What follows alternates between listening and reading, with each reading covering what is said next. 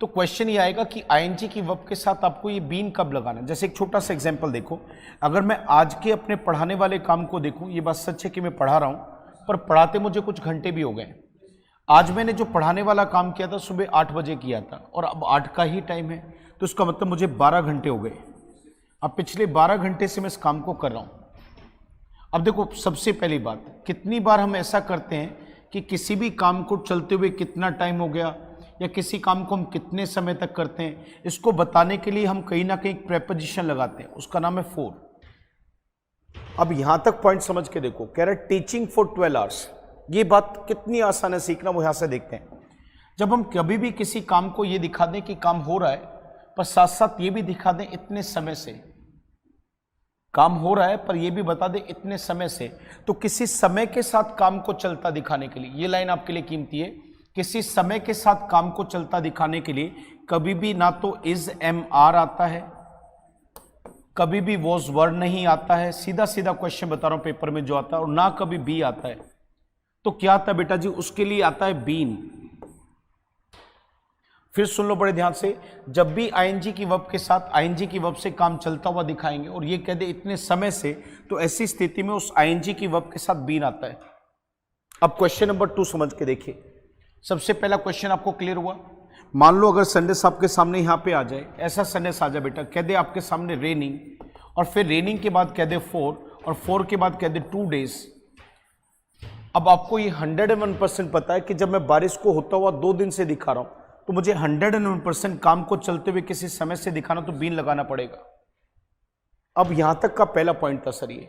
दूसरी बात समझ के देखो कि आपका क्वेश्चन एक और पेपर में आएगा कि इस बीन से पहले आपको हैवेज लगाना है, हैवेज लगाना है, या फिर हेड लगाना है, या फिर विल हैव लगाना है। ये क्वेश्चन आपके लिए बहुत इंपॉर्टेंट बनेगा। सर ऐसा मैंने क्यों बोला, देखो बड़े ध्यान से, किसी भी सेंटेंस को अगर आप बनाते हो तो वो सेंटेंस एक समय से जुड़ा होता है।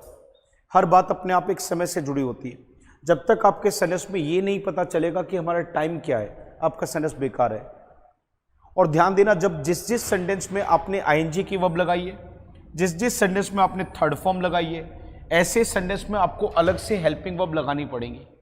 हेल्पिंग वर्ब मतलब वे वर्ब्स जो समय की पहचान कराएंगे। ये हैवेज जो है ये प्रेजेंट को दिखाता है, ये हैड जो है ये पास्ट को दिखाता है, और ये विल हैव है जो आने वाले समय को दिखाता है। तो ये वो शब्द हैं जो समय की पहचान कराएंगे। अब मैं फिर बोलता हूं, ये हैवेज वो है जो प्रेजेंट को दिखाता है, हेड पास्ट को, विल हैव फ्यूचर को। अगर सोच के देखो, बारिश अभी भी हो रही है। अब ध्यान से देखना बेटा, अगर बारिश अभी भी हो रही है, मैं सेंटेंस को पूरा कराऊंगा अब यहां से, बड़े दौर से देखना। अगर ये बारिश वाला काम अभी भी हो रहा है, तो मुझे हैवेज में से एक वर्ड लेना है, मतलब वे काम जो अभी भी चले उसमें हैवेज में से एक लेना। बड़े ध्यान से सुनो, कल की क्लास में बताया था मैंने कि हैव का जो मतलब है वही मतलब हैज का है, पर फर्क देखिए कैसे बताया था मैंने कि जिस वर्ब में एस लगता है वो हमेशा किसी एक के लिए आती है। अगर बात यहाँ ही की होती, यहाँ पे शी की होती, बात यहाँ पर इट की होती, तो हम हैज लगाते। पर वहीं पर बात अगर आई की है, बात यू की है, बात वी की है, बात दे की है, तो ऐसी स्थिति में फिर आपको हैव लगाना है। तो बारिश तो कहीं ना कहीं इट है हमारे लिए, वो तो कोई इंसान है नहीं, तो हमने क्या लगा दिया, it has been raining, it has been raining for 2 days. ये क्वेश्चन आपके पेपर में आएगा, नहीं समझ में आपको दोबारा से देखना चाहिए। जैसे आप मुझे ही देखो, आप अगर मैं यहां पर आपकी बात करूं तो काम करना हो गया वर्क। अब इस रोहतक जैसे शहर में आज भी मैं काम कर रहा हूं वर्क की, पर इस रोहतक शहर में मुझे काम करते हुए 3 साल हो गए अगर मानो। अब देखो, मैं ये नहीं बता रहा कि मैं काम कर रहा हूं, पर मैं ये भी बता रहा हूं कि इतने समय से काम कर रहा हूं। तो समय के साथ काम करते हुए दिखाएंगे, तो ऐसी आईएनजी की वर्ब्स को हम बीन के साथ लिखते हैं, बीन के साथ लिखते हैं। अब सोचकर देखो बेटा जी, मैं आपको ये नहीं बताना चाह रहा काम कर रहा हूं, बल्कि मैं ये बताना चाह रहा हूं मैं तो अभी भी काम कर रहा हूं। तो अगर मेरा काम होने वाला काम अभी भी चला तो मुझे हैव लगाना है, मुझे हैव लगाना है। तो आई हैव बीन वर्किंग मतलब फॉर 3 इयर्स। अगर मैं यहीं पर काम करने वाली बात दिल्ली की करूं तो working in Delhi, working in Delhi, और 4 के बाद मैंने कहा 7 इयर्स। अब देखो, दिल्ली जैसे शहर की अगर मैं बात करूं तो उसमें मैं आज नहीं काम कर रहा बेटा, वहां पर मैं काम कर रहा था, और मुझे काम करते वहां पे कितने साल हो गए थे, 7 साल। अब जब मैं काम को कभी भी आईएनजी वाली वर्ब को टाइम पीरियड से दिखाऊंगा तो लगाऊंगा बीन।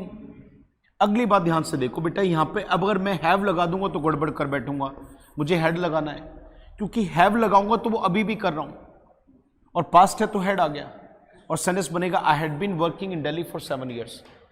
ये क्वेश्चन आपके पेपर में एक आएगा।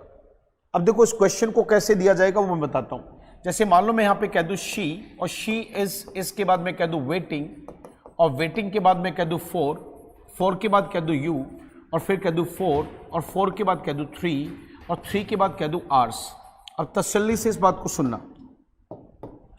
देखो पहली बात क्या सुनना इसमें, आपने ध्यान से देखा हो तो हमने यहां पे वेटिंग लिखा, आईएनजी लगाया, शायद इसलिए लगाया क्योंकि इंतजार करने वाला जो काम है वो चल रहा है।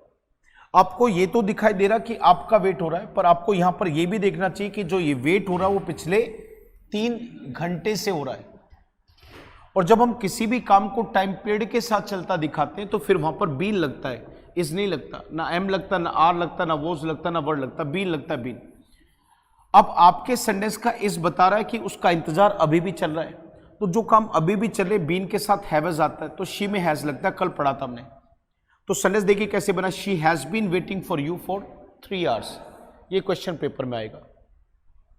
सर समझ में आया पहला क्वेश्चन क्या पेपर में आएगा? जैसे मैं आपको हरियाणा के एक पेपर का क्वेश्चन दिखाता हूं, आप सारे के सारे बच्चे ध्यान से देखना। It was lying on your bed for 2 hours। एक पेपर का सेंटेंस है बेटे, हरियाणा का प्रीवियस ईयर का क्वेश्चन है, आप सब बच्चे बड़े गौर से देखना।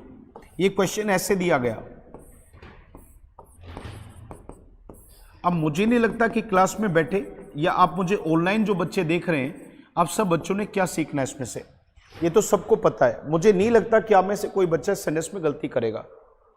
अब सेंटेंस देखिए क्या कह रहा है। अब इसमें हम ये नहीं कह रहे, पहली बात तो जो बच्चों को नहीं पता मैं बता दूं, लाई का मतलब किसी चीज का कहीं पे रखा होना भी होता है।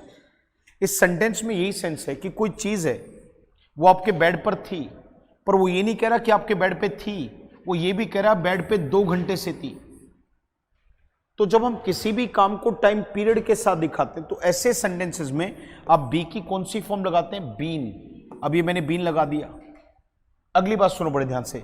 अब यहां से पता चल रहा है वो से की घटना तो पास्ट की है, तो पास्ट था तो यहां पे क्या लग गया, हैड बीन।